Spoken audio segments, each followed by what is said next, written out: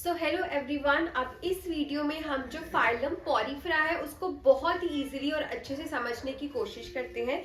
तो सबसे पहले जब हम कोई भी फाइलम स्टडी करेंगे तो पहले आपको कुछ इमेजेस देखनी होंगी ताकि आप दिमाग में जब सारी कैरेक्टरिस्टिक्स पढ़ रहे हो तो रिलेट कर सको कि कैसे कैसे हम किस चीज की बात कर रहे हैं। ठीक है।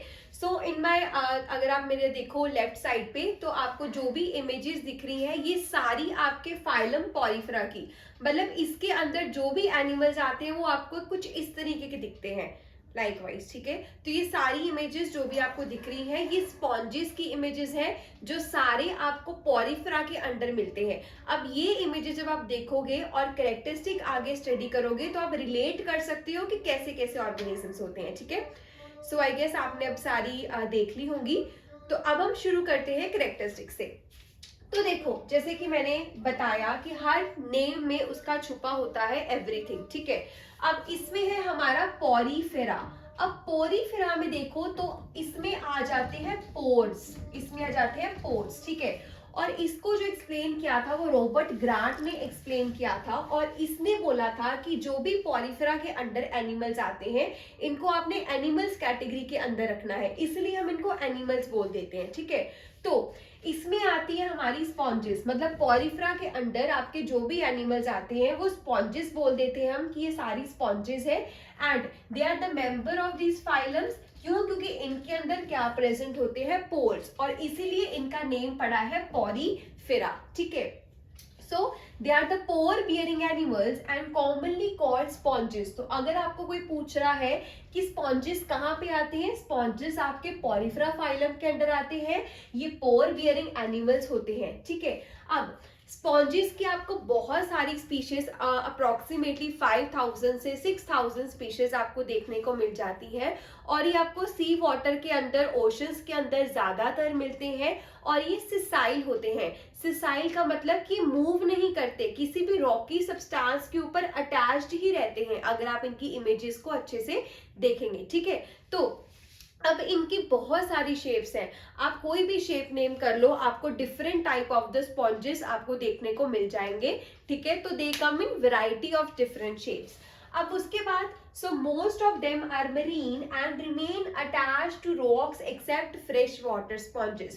तो फ्रेश वाटर स्पॉन्जेस को छोड़ के यूजली जो आपके सारी स्पॉन्जेस है वो सिसाइल है और जैसे कि ये रॉक है उसके ऊपर ये स्पॉन्ज है, ये ऐसे ऐसे प्रेजेंट रहती है, मतलब इसका जो सरफेस है वो रॉक के साथ क्या रहता है, किसी भी सबस्ट्रेटम के साथ क्या रहता है, अटैच रहता है। ठीक है। सो दे आर सिसाइल। सिसाइल का मतलब मूव नहीं कर सकती। क्यों नहीं मूव कर सकती? क्योंकि ये किसी सबस्ट्रेट के साथ अटैच्ड है and the range from 1 centimetre to 1 metre इनकी लेंथ प्रेजेंट होती है। They are multi cellular and diploblastic. जब हमने पीछे हमारी क्लासिफिकेशन शुरू की थी तो हमने बोला था कि पॉलीफेरा आपके मल्टी सेलुलर में आती है और ये डिप्लोप्लास्टिक, मतलब इनके अंदर सिर्फ 2 लेयर्स प्रेजेंट होंगी, तीनों जर्म्स लेयर्स प्रेजेंट नहीं होंगी। ठीक है। अब उसके बाद नेक्स्ट है ये, अब जो भी अब मैं आपको बताने जा रही हूँ ये हम नेक्स्ट जो आगे एग्जाम्पल सारी लेकर डायग्राम को एक्सप्लेन करके सारे सेल्स के बारे में स्टडी करेंगे। For the timing you just dive into the details. Okay. तो क्या होता है कि जैसे मैंने आपको बोला कि ये सी वाटर के अंदर रहती हैं। ठीक है। इनके अंदर कोई स्पेसिफिक डाइजेस्टिव सिस्टम नहीं है, कोई एनस नहीं है, कोई सर्कुलेटरी सिस्टम नहीं है, ब्रेन भी नहीं है, कुछ भी नहीं है। They are very low grade animals. इनके अंदर स्पेशलाइज्ड सेल्स होते हैं जो कि सारे फंक्शन को परफॉर्म करते हैं। इनका बस मेन 2 ही मोटिव है, खाना खाना और रिप्रोडक्शन करना, और इन दोनों चीजों को एक स्पेशल टाइप के सेल्स जो है इन दोनों चीजों की जो रिक्वायरमेंट है उनको कंप्लीट करते हैं। तो जैसे कि मैंने बोला कि इनकी बॉडी के ऊपर क्या प्रेजेंट है, पोर्स प्रेजेंट है। तो ये जो पोर्स है इनको हम ऑस्टिया बोल देते हैं। ये देखो जैसे कि इसकी बॉडी है, इसके ऊपर पोर्स है, इसी पोर्स से पानी अंदर आएगा, खाना अंदर आएगा, उन्हीं से चीजें बाहर जाएंगी। ठीक है। उनकी अब हम नेमिंग कर रहे हैं। तो पोर्स को हमने क्या बोल दिया, ostia. Connect outside to a central chamber, pores lead into canals, मतलब कि बहुत सारे पोर्स जो इसकी बॉडी पे है, सेंटर में कैविटी होगी, एक चैम्बर होगा जहां पे वो सारे लीड करेंगे। ठीक है। अब उसके बाद अगर आप स्पॉन्जेस की बॉडी देखो, उसमें दो तरीके की लेयर्स होती हैं, एक होती है आउटर लेयर, एक होती है इनर लेयर। उसकी बॉडी में जो आउटर लेयर है वो एपिडर्मल सेल्स की बनी होती है, जो इनर लेयर है वो कॉलर सेल्स की बनी होती है। ठीक है, अभी जो कॉलर सेल्स है ये क्या है, देखो जैसे ही पानी अंदर आता है, पानी के बीच में ही सारे खाने वाली की सारी चीजें होंगी, तो कॉलर सेल्स ने इन चीजों को ट्रैप करना है, जो खाने वाली चीजें हैं उनको एक्सट्रैक्ट करना है वाटर से। और वहीं पे एक और टाइप के सेल्स होते हैं एमीबॉइड सेल्स, जो क्या करते हैं, जो भी खाना अंदर आया है उसको डाइजेस्ट करते हैं और दूसरे सेल्स को भी उस खाने को पास करते हैं। ठीक है, तो देखो दो तरह के सेल्स पता लग गया आपको, कॉलर सेल्स क्या होते हैं और एमीबॉइड सेल्स क्या होते हैं। अब तो एक हो गया हमारा फ्लैजिलेटेड सेल्स। फ्लैजिलेटेड सेल्स क्या होते हैं, देखो पानी की मूवमेंट है, जहां पे भी आप मूवमेंट देखो पानी की, वहां पे फ्लैजिला प्रेजेंट होगा। फ्लैजिला आएगा तो पानी को अंदर और ज्यादा लेकर आएगा, मूवमेंट में ईज करेगा, चीजों की मूवमेंट में इजीली चीजों की मूवमेंट अच्छे से हो पाएगी। तो फ्लैजिलेटेड सेल्स भी देखने को मिलते हैं, कॉलर सेल्स भी देखने को मिलते हैं, जिनको हम क्वाइनोसाइट्स भी बोल देते हैं। Lines these canals, flattened cells lines the internal surface, और फ्लैटेंड सेल्स हमने कौन से बोल दिए, कॉलर सेल्स। ठीक है, अब एमीबॉइड सेल्स का मैंने मतलब बता दिया। नेक्स्ट है कैलकेरियस और स्पाइक्यूल्स और स्पॉन्जिन, ये क्या है, तो जो हमारे स्पॉन्जेस है उनकी जो एक्सोस्केलेटन है, जो आउटर लेयर है, उसमें या तो वो कैल्शियम कार्बोनेट की बनी रहती है या फिर वो सिलिकॉन की से बनी रहती है।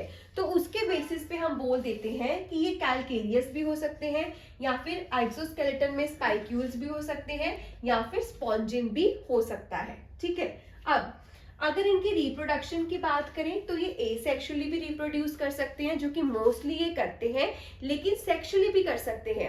तो एसेक्सुअली में जैसे कि बडिंग हो गया, फ्रेगमेंटेशन हो गया। बडिंग में आपको पता है पिंच ऑफ होगा बड, उससे न्यू चीज हमारे पास डेवलप होगी।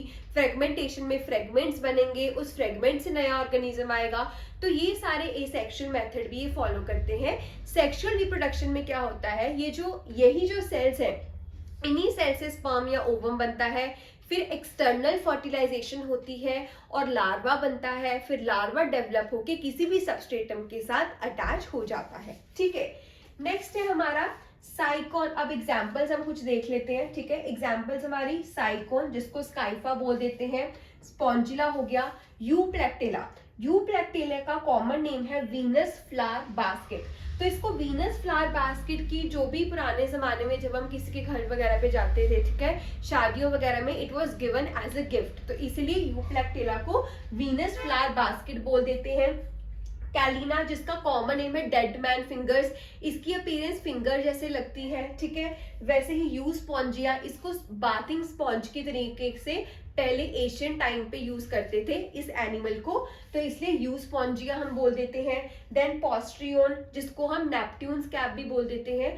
तो इसका मतलब कि पुराने जमाने में स्पॉन्जेस को, जो एनिमल्स है, उनको हम कॉमनली हमारे जो डेली पर्पसेस है वहां पे भी यूज करते थे, when people were not aware that whether they are proper animals और नॉट। ठीक है, अब इसके बाद हम डायग्राम से, ये जो इतना पार्ट है जो कि आपको समझ इतना ज्यादा अच्छे से नहीं आया होगा, इन सेल के बारे में हम सारा डिटेल करेंगे डायग्राम को बना के, कि कैसे इसका सारा इंटरनल स्ट्रक्चर है, क्या क्या वहां पे सेल्स प्रेजेंट है, और कैसे सारा कुछ हो रहा है, कैसे वाटर अंदर आता है, कैसे एक्सक्रीटरी सिस्टम काम करता है, everything. So stay tuned for the next video now.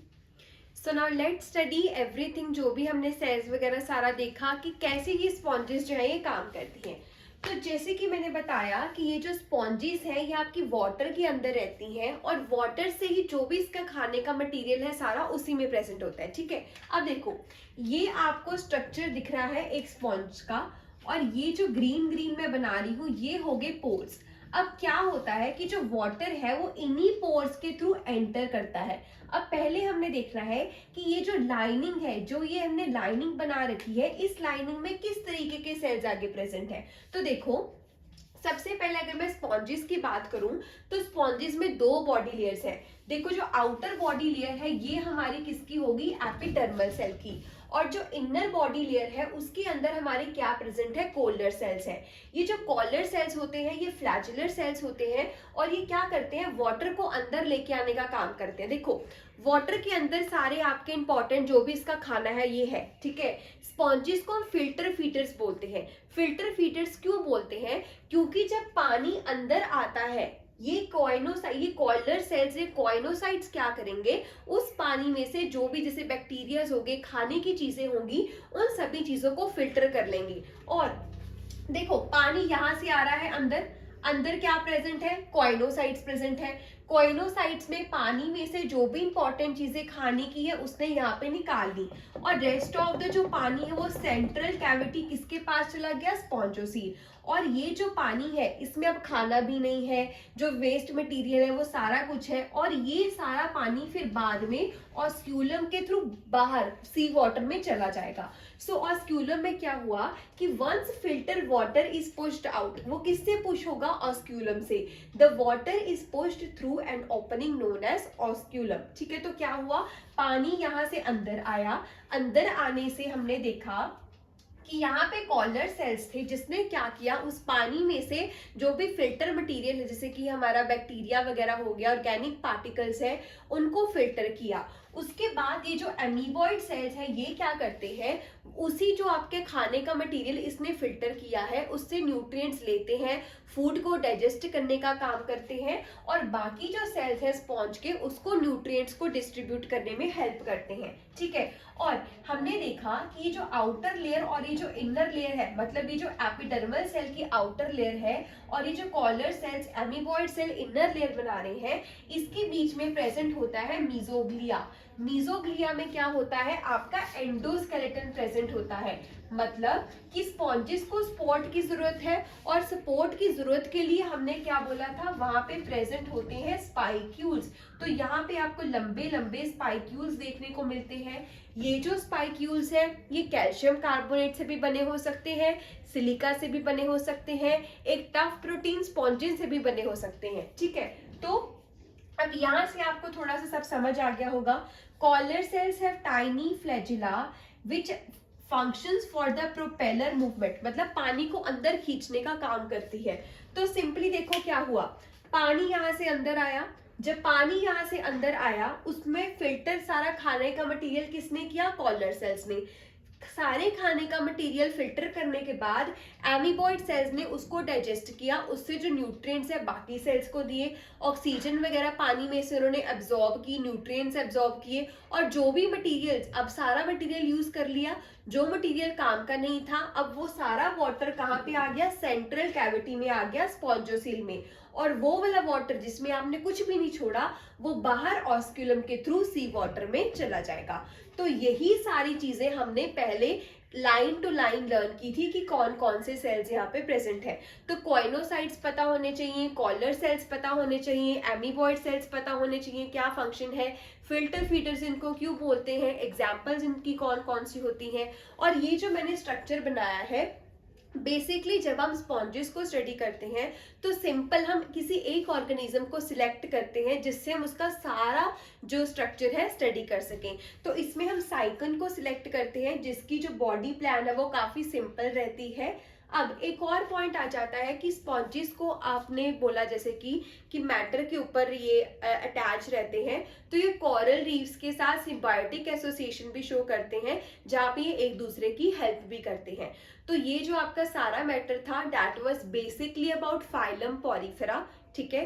Class 9th में इंपॉर्टेंट टॉपिक आता है, आप ये जो सारी चीजें अगर लिख दोगे तो इससे बाहर यहाँ से कोई भी क्वेश्चन नहीं आएगा। उससे अलावा बेसिक अगर आपने समझना है कि फाइलम पॉरीफेरा क्या है, क्या वर्क करता है, तो ये आपके बेसिक लेवल में हेल्प करेगा। So thank you everyone. अगर आपको वीडियो पसंद आई हो, do like and subscribe the channel.